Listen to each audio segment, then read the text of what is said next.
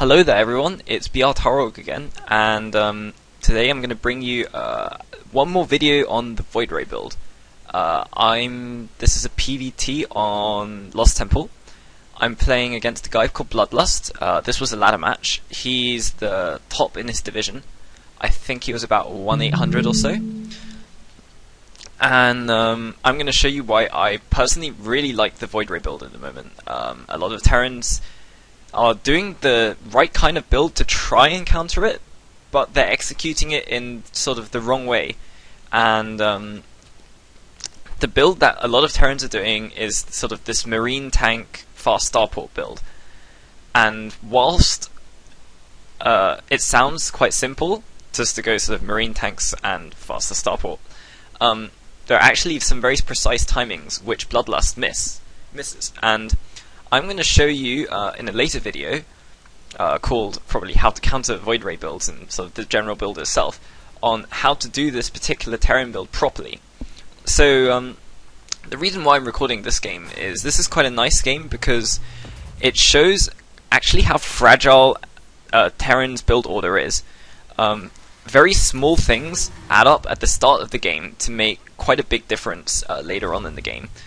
And in fact, just really small little things turn this game for Terran into a loss. So I'm going to show why that is. So I opened up 9 pylon, scouted as usual. I had my gateway at 13. All very normal stuff at the moment. Terran's getting his gas. He got his gas at 11, which is slightly early. That's because you're about to see he does a Reaper harass, which I disapprove of, and I'm going to tell you why in a second. You might also notice that I scouted in this direction. If I pause the game for a second, in previous games, Equilateral actually went to this Xel'Naga watchtower first, changed his direction, and then went over here. And the reason why he does that is because when you're scouting for cheese, cheese is most dangerous from this position, because if he builds a barracks anywhere on this ridge here, the rush distance to your base is extremely short. And actually, me not following that scouting pattern is going to cost me a little bit here, and his Reaper harass does a little bit more damage than it should. So when I get to his base, I end up seeing this barracks. I see that he's started the tech lab, and because of the timing of this, you see just as my probe gets here, this is the last scouting position. I see his tech lab's halfway done. I see his barracks is building tech lab, and this means that he didn't go 8 racks. He didn't go barracks first. If he go barracks first, this tech lab would already be finished, and he wouldn't have a supply depot here yet. He might just be finishing his supply depot. I'm not quite sure on that timing, but I know he definitely didn't go. Barracks first. So when I see the tech lab, I'm thinking one of two things. He's either going to Marauder rush me or he's going to Reaper rush me. Given that he's sort of gone for barracks after supply depot, this usually indicates a Marauder rush, because a Reaper rush is only effective before you have a Stalker in your base. Once you get a Stalker, it sort of nullifies the Reaper harass completely. And as you can see, the timing of this Reaper is not ideal, because he got it so late, my Stalker's going to be out on time, just about. Actually, it just so happens, because he's such a close position, this dealt a lot more damage to me than I would have expected. If the Terran player was Reaper rushing, say if he had gone barracks before supply and I noticed this, I would have built a Zealot at this point, and I'd use the Zealot to stall the Reaper and buy me some time to get my Stalker out, and I'd know that I'd be economically ahead. I would have cost myself a little bit, because I had to get a Stalker. I had to get a Zealot out instead of just sort of rushing the Stalker. When you get your Zealot, always get it after your Cybernetics core, because you want to get your Stalker out as fast as possible. So I do the usual thing here. I chrono boost my Stalker. I get my pylon out over here, and hopefully, if hopefully if a Marauder was coming, my Stalker would come in time for the Marauder. I can pull a few probes if I really have to. I shouldn't need to though. But then his Reaper arrives, and this catches me off guard a little bit, partly because of the very close rush distances.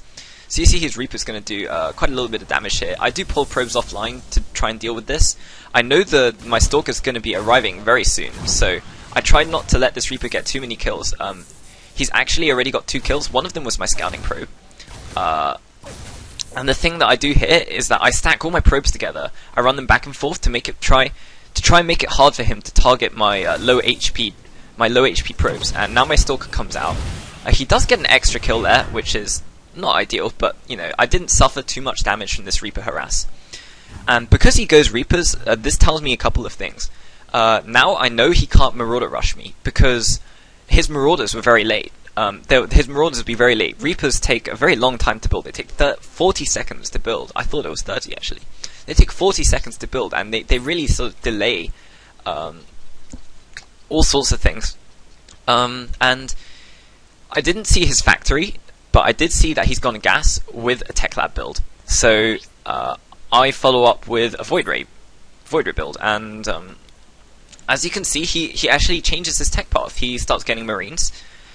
He gets the factory, and he gets a second gas, and he's going to do this very popular Marine tank opening, usually followed up by a starport. I think just after this factory finishes, he's going to add a starport over. So I'm getting my Stargate now. I'm doing all the usual things. I'm building my second Stalker. I get my Warp Gate, and after this Stalker, I'm going to start chrono boosting Void Rays and pretty much send them directly to his wall over here. And a little trick for you Protoss players out there: what you do is you send your first 2 Stalkers with your Void Ray down to his wall, because you want to put pressure on these supply depots, get them charged up. And then you send the other Void Ray directly to his base. And in this particular position, they actually arrive at the same time, which is quite nice because it's like a nice double-pronged attack.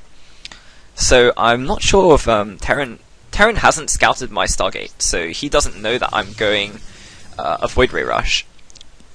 However, he does the smart thing anyway. He plays it safe. He gets a Viking out. A Viking and Marines should be able to defend this build. However, you're going to see why here, that very soon his choice for an early Reaper harass was quite a big mistake, and it's pretty much going to cost him the game here. Also, he chooses to get this engineering bay, which I slightly disagree with. I don't think an engineering bay is too helpful in deflecting Void Rays. It is, however, useful for deflecting any counter attack with Void Rays. So if you put one here, and you put one here, this can sort of delay Void Rays from counter-attacking your base later on. Now, I really like this. He sends his first Viking to scout me.